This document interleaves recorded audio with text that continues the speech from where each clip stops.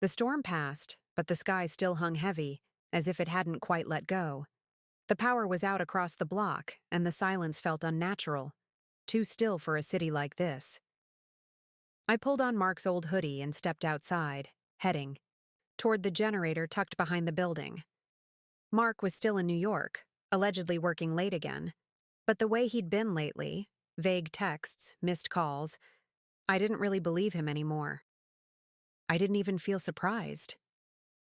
On the stairwell, I nearly walked into Travis. He was leaned back against the railing, half in shadow, talking on the phone in a voice just low enough to sound secretive. I slowed when I caught a few words. "I'm not keeping my mouth shut anymore. He doesn't get to keep doing this." His voice was tight, like someone holding something in for too long. He noticed me and ended the call without saying goodbye. He didn't explain why he was here, just said, "Thought I'd drop in on family," and gave a half smile that didn't quite reach his eyes. I told him Mark hadn't mentioned anything. He shrugged like that didn't surprise him.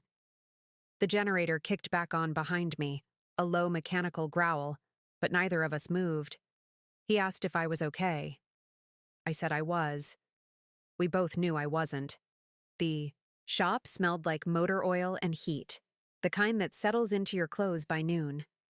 I took the job to keep my mind busy, to stop checking my phone every 5 minutes for messages that never came. Between appointments, I was sorting invoices when I heard familiar laughter. Low, easy, a little too confident. I looked up and saw Travis walking in with Sammy, my coworker. She was smiling in that way she does when she likes someone, but hasn't decided yet if it's worth the risk. They were too comfortable, moving in sync like this wasn't the first time. It hit harder than I expected, like hearing a joke you weren't part of. I didn't say much, just nodded, kept my tone flat. Later that evening, we ended up on the roof of the apartment building, watching the skyline blur into dusk. Travis talked about how Mark cut him out of the family business years ago, like it was ancient history, but his voice still held the edge. He said people wear better versions of themselves like masks, especially when they know they've got something to lose. When his hand brushed mine, it was unintentional, but neither of us moved. Travis texted about some local event. Nothing fancy, just a retro car show with music and food trucks. Said it might be a good distraction. I didn't plan on going, but found myself there anyway, walking between polished hoods and chrome bumpers under string lights that flickered like fireflies. The place had this easy rhythm: old rock playing, strangers laughing, kids climbing into cars they'd never be able to afford. He was already there, mid-conversation with a couple of guys about engine builds, but lit up when he saw me. I didn't. Know he was this deep into custom car design, and watching him talk about it, how focused he got, made something shift in the way I saw him. He showed me an old photo of Mark at a race, grinning behind a helmet. I'd never heard about that part of his life. Later, we stood at the edge of the lot, overlooking the city in golden light. The moment hung a little too long. He leaned in and kissed me, just a quick press of lips, more hesitation than confidence. I didn't kiss him back, but I didn't pull away either. The house looked exactly the same: clean lawn, trimmed hedges, the kind of place where everyone smiled just a second too long. Dinner was quiet, careful. Mark poured wine like we hadn't been sleeping in different cities for weeks, and his mother asked questions with the same forced cheer she always used, when something was off but no one dared to name it. I stepped out for air and caught a glimpse of her handing Mark a folder in the hallway. He didn't see me. The name on the documents, Melissa, jumped out before he tucked them under his arm like nothing happened. It hit me harder than I thought it would. Melissa, the ex he swore was in the past, was apparently now a new investment. Project. Out in the garden, I found Travis near the trees, smoking like he'd been waiting for me. He didn't ask what I saw, just said Mark had always been good at playing both sides, always keeping one hand in something no one else saw. I wanted to argue, to defend my husband out of habit, but nothing came. Travis didn't try to kiss. Me this time. But the way he looked at me made it clear. He didn't see me as someone else's wife anymore. I didn't tell anyone I was coming. Just walked into the event like I had every right to be there, because technically, I did. The lobby was too bright, too polished, full of people pretending to be impressed. Mark was standing near the stage, laughing with someone whose voice I recognized before I saw her. Melissa. She leaned in close, her hand resting lightly on his, arm like they hadn't skipped a beat. He saw me before I said anything. His smile faltered, but he didn't move. I didn't wait for excuses. I turned around and left, walking faster than I meant to, heart pounding, not from shock, but from the slow, building confirmation that I'd been right all along. Outside, Travis was already there, leaning against his car like he knew I'd need him. He opened the door without a word. The drive was quiet. I stared out the window, trying not to feel anything. As we pulled up to my place, he finally asked, "If you could start over, completely, would you stay with him?" I didn't answer. I wasn't sure if I even could. Mark flew out again the next morning without a single mention of last night. He didn't ask why I'd shown up, didn't ask what I saw. Just said something about a delayed meeting and left his coffee half finished on the counter. That silence felt louder than anything he could have said. Travis started coming by more often, not in some obvious way. Just late evenings, always with a reason. Tools I'd borrowed, something he forgot in the car. We'd end up talking for hours, sometimes on the couch, sometimes at the kitchen table, two people orbiting the same truth we weren't saying out loud.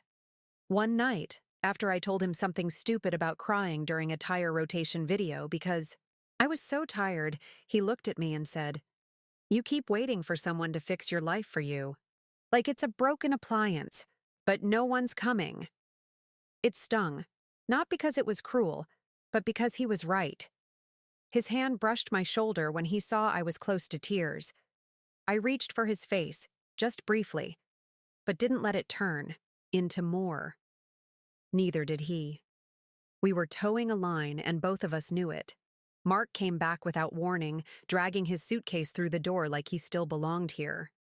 He kissed my cheek out of habit, not affection, and looked around the apartment too slowly, like he was checking for something. Nothing was out of place, but I felt the shift in his posture when his eyes lingered on the entry table. At dinner, he talked about expansion plans and investor calls, his voice too level, too rehearsed. I nodded when I had to, but my mind was somewhere else. After we ate, he mentioned offhandedly that he'd seen my notebook in Travis's car that morning, said he thought I might have dropped it. I had. But hearing it from him like that, coded in false casualness, sent a flicker of something sharp through me. He poured wine, offered a toast to fresh starts, but his hand clenched just slightly as he raised the glass. That wasn't reconciliation in his eyes. It was calculation. He didn't say what he was thinking, but I could feel it, the way his silence changed shape. Not curiosity, not concern, just suspicion, and maybe a little fear. I left my phone on the counter and walked until the city noise thinned out into the hush of trees and gravel. The park was nearly empty, just a few joggers and a couple arguing by the benches. I sat near the edge of the lake, staring at the water like it might say something useful. The breeze carried that damp, earthy smell that only comes after rain, and for a moment, it almost felt like clarity. Travis found me just as the sky started turning orange. He sat down beside me, quiet for a minute, then said, "I'm tired of pretending I'm not in this. Tired of sneaking around like I'm doing something wrong for caring about you." His voice was low, but there was a tremble in it I hadn't heard before. I didn't look at him right away. He reached for my hand, and I let him hold it, staring at our fingers like they belonged to someone else. "I want you. Not in pieces, not in shadows," he said. But I couldn't say the words he needed. Not because I didn't feel something, but because deep down, I knew nothing good grows in a space this tangled. When he kissed me again, soft and uncertain, I pulled back, not angry, just finally honest. When I got home, the apartment felt still in a way that didn't comfort. The lights were off, the air heavy. On the kitchen table sat a plain envelope with my name written in Mark's handwriting. No greeting, no note, just a single page folded neatly. The letter wasn't long. It said, "If you wanted to leave, you would have. But you were waiting for it to fall apart so you wouldn't have to be the one to break it." There was no anger in it, just a kind of exhausted truth I hadn't expected. From him. I checked the bedroom. His side of the closet was empty. A quiet exit. Clean. I sat down at the table and opened my laptop, unsure of what to do next, and saw an email from his lawyer. Divorce papers already in motion. No message attached, just the formal process beginning without conversation. I didn't cry. Didn't scream. I just sat there, staring at the cursor blinking like it was waiting for a reply I didn't know how to write. The only sound in the room was the low hum of the fridge. The river moved slow and steady, like it had no idea what day it was or how much had changed. I stood by the railing, watching strangers pass, some with coffee, others with kids or headphones, all of them moving forward without hesitation. The wind picked up, tugging at my sleeves, not cold, just enough to remind me I was still here. There wasn't anything left to feel angry about. Mark was gone. Travis had meant well, but even that had started to feel like another version of avoidance. I reached into my pocket, pulled out my phone, and stared at his name sitting at the top of my messages. No missed calls, no texts. I typed one line. "Thanks for being honest. That's more than I've managed." Then I deleted his number without thinking twice. For the first time in a while, no one was waiting on me to explain anything. I shut off the phone, slid it deep into my bag, and turned away from the river. The street ahead looked the same as always, but it felt different. Not cleaner, not easier, just mine to walk.